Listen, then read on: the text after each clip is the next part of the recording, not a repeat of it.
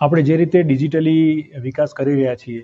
એમ cyber crime ફ્રોડની સંખ્યાઓ પણ વધતી જાય છે.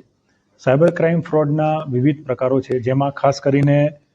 Fake identity fraud, investment fraud, card fraud, online shopping fraud, without OTP fraud, loan application fraud, fraud by link, job fraud, booking fraud, social media fraud, customer care fraud, OTP fraud, nude video call fraud, social media fraud, OLX fraud, cashback fraud, KYC fraud, gift fraud, lottery fraud, tours and travels fraud, escort fraud, insurance policy fraud, electricity bill payment fraud, blackmailing, આ તમામ પ્રકારના અલગ અલગ fraud થકી લોકો cyber ક્રાઇમનો ભોગ બને છે. સામાન્ય રીતે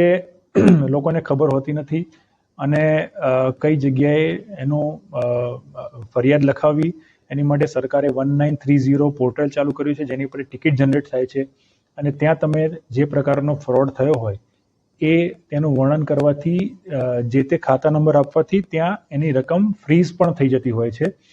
આ જે આખા ગુજરાતના જો આંકડા કહેવામાં આવે તો વિવિધ પ્રકારના ફ્રોડ છે, એમાં કુલ 503 કરોડ રૂપિયા લોકો સાથે ચીટિંગ થયેલું છે. એમાં સૌથી મોટું જે ફ્રોડ છે એ ઇન્વેસ્ટમેન્ટ ફ્રોડ છે, જેમાં લગભગ 250 કરોડ રૂપિયાની આસપાસની રકમ ફ્રોડમાં લોકોની ગયેલી છે. સાબરકાંઠા જિલ્લાની વાત કરું તો 1930 ઉપર અત્યાર સુધીમાં 2200થી વધારે કોલ આવ્યા છે, જેમાં ટિકિટ જનરેટ થઈ છે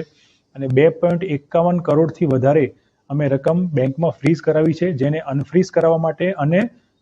જે ભોગ બનનાર છે એના ખાતામાં પરત અપાવવા માટે પણ કોર્ટની કાર્યવાહી ચાલુ છે, જે પૈકી 72 લાખ રૂપિયાની રકમ અમે કોર્ટમાંથી પરત પણ અપાવી છે.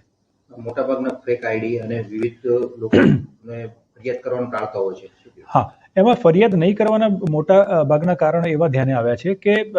કદાચ કોઈ 5-7 હજાર કે 10,000 રૂપિયાની સામાન્ય રકમનું કોઈ ફ્રોડ થયું હોય તો એની માટે પોલીસ કેસ કરવો, ત્યારબાદ કોર્ટમાં જઈ અને એપ્લિકેશન કરી, વકીલ રાખી અને એની માટે રિફંડની માંગણી કરવી, એ પ્રોસિજર લાંબી અને ખર્ચાળ હોવાથી સામાન્ય પ્રકાર ફ્રોડમાં લોકો ફરિયાદ કરવાનું ટાળતા હોય છે. પરંતુ 1 લાખ, 2 લાખ અથવા એનાથી પણ વધારે ફ્રોડ, ઇવન 50,000થી પણ વધારે ફ્રોડ થયેલો હોય એવા કેસમાં એ લોકો FIR પણ કરાવે છે. અમે FIR કરી, ઇન્વેસ્ટિગેશન કરી અને રકમ તો તમામ કેસમાં અમે ફ્રીઝ કરી નાખીએ છીએ, પરંતુ જે રિફંડ લેવાની વાત છે એ અમુક કેસમાં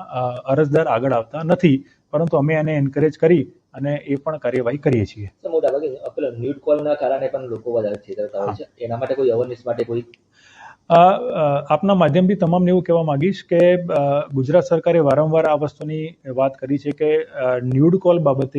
આપને જો કોઈ પ્રકારના ન્યૂડ કોલ આવે તો સહેજ પણ ગભરાયા વગર પોલીસનો સંપર્ક કરો. અમે એમાં ચોક્કસ ગુનો દાખલ કરીશું. આપની આઈડેન્ટિટી પણ અમે જાહેર નહીં થવા દઈએ અને એમાં આપનું જે બ્લેકમેલિંગ થતું છે એ પણ નહીં થાય અને આપના થકી જો આ ગેંગ પકડાશે તો બીજા લોકોનું પણ આનો ભોગ બનતા અટકી જશે. એટલે એ અવેરનેસ માટે પણ આપના થકી હું તમામને અપીલ કરું છું. સાહેબ, આમાં એવું ખરું કે અત્યાર સુધી જે કઈ ફ્રોડ થાય છે, જે કોઈ પકડાયા છે, એમની સામે ગવર્મેન્ટ કે તંત્રે કોઈ એક્શન લીધા હોય એવું કોઈ? આમાં જે મોટાભાગની જે ગેંગ હોય છે એ આંતર રાજ્ય, એટલે બીજા કલકત્તા, નોઈડા, દિલ્હી,